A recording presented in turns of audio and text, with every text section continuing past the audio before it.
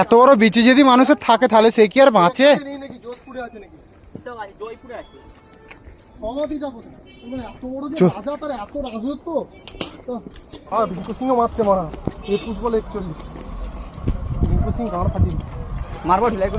উড়ে গেল।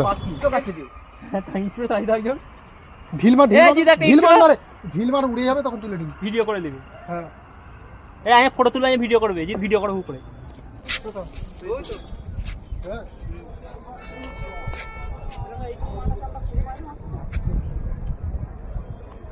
ওই মাঠটা কত দূরে জানো আমাদের ওদিক থেকে? বালির মাঠ ওটা, ওটা সেই মরুভূমি মাঠটা। ওই দিকটা সম্পূর্ণটা মরুভূমি এরিয়া।